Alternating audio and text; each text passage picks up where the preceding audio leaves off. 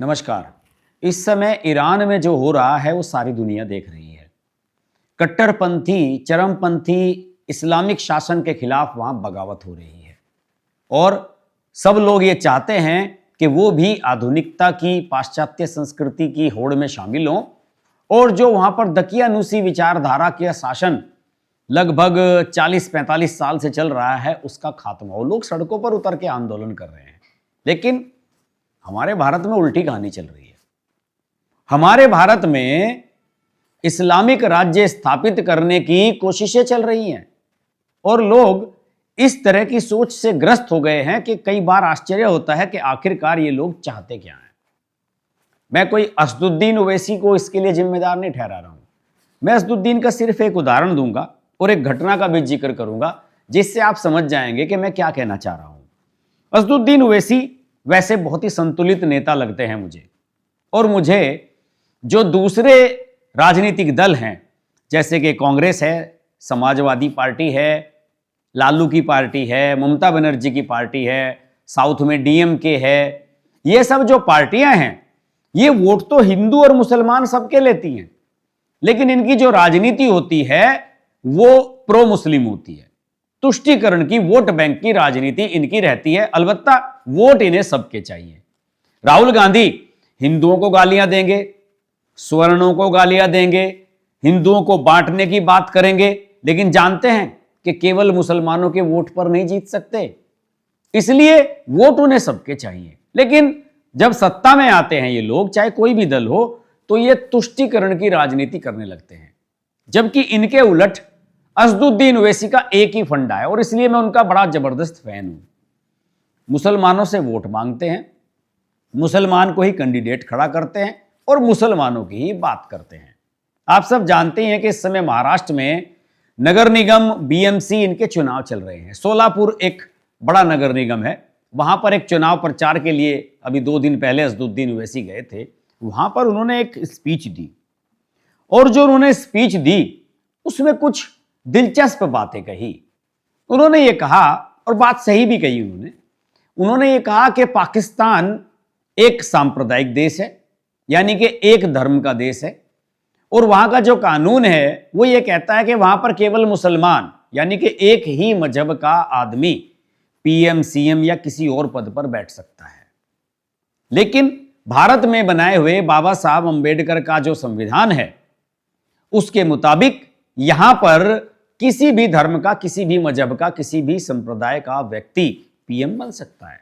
और उन्होंने कहा कि मेरा तो एक सपना है, भले ही मैं तब तक जिंदा ना रहूं या आप सब लोग भी जिंदा ना रहें, लेकिन मैं जानता हूं कि एक दिन समय आएगा कि एक हिजाब वाली बेटी इस देश की प्रधानमंत्री बनेगी। असदुद्दीन ओवैसी का सोच तो बिल्कुल सही है। वो जानते हैं कि अगर पॉसिबल है ऐसा तो सिर्फ भारत में पॉसिबल है। बांग्लादेश में या किसी अन्य मुस्लिम कंट्री में हिंदू पीएम या राष्ट्रपति नहीं बन सकता, लेकिन भारत में बन सकता है। और भारत में आपको याद होगा कि जब पहली बार कोई गृह मंत्री बना था मुस्लिम, मुफ्ती मोहम्मद सईद, क्या बवाल हुआ था। कश्मीर में क्या आतंक मचा था और कश्मीर कई दशक तक आतंकवाद के लपेटे में चला गया था। इतनी बड़ी घटना इस देश में हुई थी। यहां जब एक उपराष्ट्रपति बनता है मुस्लिम, तो उस पर आरोप ये लगते हैं कि वो विदेशी एजेंसियों के लिए काम कर रहा है, खुफिया एजेंसियों के लिए काम कर रहा है दूसरे देशों की। और उसके बावजूद भी असदुद्दीन ओवैसी ख्वाब देखते हैं। लेकिन मैं उनकी इस बात का कायल हूं कि वो प्रो मुस्लिम हैं। वो खुलकर कहते हैं कि उनकी जो पार्टी है AIMIM वो मुसलमानों के लिए काम करती है, उसे मुसलमानों के ही वोट चाहिए और वो कैंडिडेट भी अपने मुसलमान ही उतारते हैं, यानी कि वो 100% खरे हैं। वैसे तो जब उनकी बात आती है देश की, आप ध्यान कीजिए कि जब ऑपरेशन सिंदूर हुआ था और उसके बाद भारत के सांसदों के प्रतिनिधिमंडल अलग अलग देशों में गए थे, ओवैसी साहब भी गए थे उसमें, और असदुद्दीन ओवैसी जो है कुत्ते, कमीने, पता नहीं किस तरह की गालियां पाकिस्तान को देते हुए नजर आए थे। मैं तो बड़ी तारीफ भी की थी उनकी कि असदुद्दीन ओवैसी का जवाब नहीं, इन्होंने दिल जीत लिया। बाकी जो राजनीतिक दल हैं उनको तो थोड़ा सा गुरेज था, उन्हें डर लगता था, लेकिन असदुद्दीन ओवैसी नहीं डरे। असदुद्दीन ओवैसी ने पाकिस्तान को जमकर गालियां दी थी और असदुद्दीन ओवैसी का मान सम्मान भी बड़ा होता है। जो ज्वाइंट पार्लियामेंट्री कमेटीज बनती हैं, जेपीसी वगैरह बनती हैं किसी भी कानून को लेकर, उसमें असदुद्दीन ओवैसी किसी ना किसी में बने रहते हैं। वन नेशन वन इलेक्शन वाले में भी थे, वक्फ वाली में भी थे, सब में बने रहते हैं। तो सरकार उनको मान सम्मान भी पूरा देती है। लेकिन असदुद्दीन ओवैसी जो कहना चाह रहे हैं उसे जरा समझने की कोशिश कीजिए।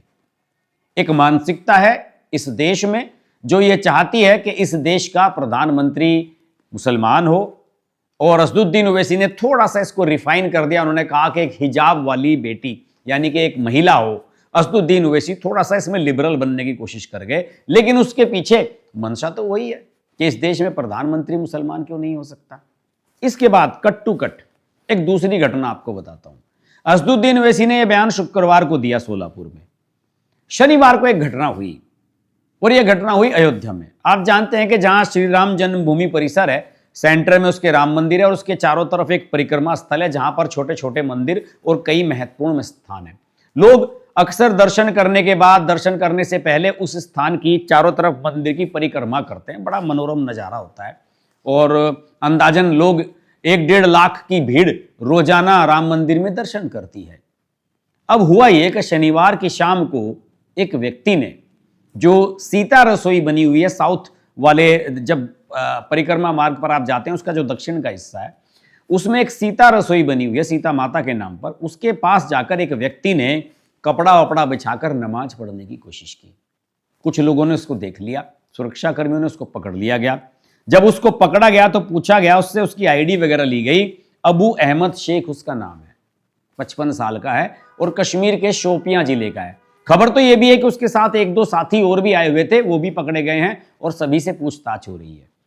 पुलिस ये भी जानने की कोशिश कर रही है कि उसका बैकग्राउंड क्या है, वो कश्मीर में कहां रहने वाला है, उसका क्या पुरानी कोई क्रिमिनल एक्टिविटी तो नहीं है, किस तरह की गतिविधियां हैं। और पुख्ता जानकारी दोस्तों ये भी मिली है कि जिस समय उसे सुरक्षा कर्मियों ने अरेस्ट करने की कोशिश की, उसने कुछ नारेबाजी भी की। लेकिन मैंने बहुत सर्च किया, मुझे ये नहीं पता लगा कि वो नारेबाजी क्या करना चाह रहा था। आप इसके पीछे की मानसिकता को सोचिए। जब राम मंदिर को लेकर फैसला आया था सुप्रीम कोर्ट का, उस समय क्या हुआ था? उस समय सुप्रीम कोर्ट ने यह कहा था कि भाई राम मंदिर वहीं बनेगा और मस्जिद बनाने के लिए दूसरी जगह दे दी जाएगी, बाबरी मस्जिद आप वहां बना सकते हैं। आज तक उसमें एक ईंट भी नहीं लगी, और समय समय पर देश के विदेश के अलग अलग हिस्सों से ये आवाजें आती हैं कि राम मंदिर उनका निशाना है। पाकिस्तान के जो सैन्य अफसर हैं ऑपरेशन सिंदूर के दौरान बयान दे रहे थे कि हम राम मंदिर को अटैक करेंगे, राम मंदिर पर हमला कर सकते हैं।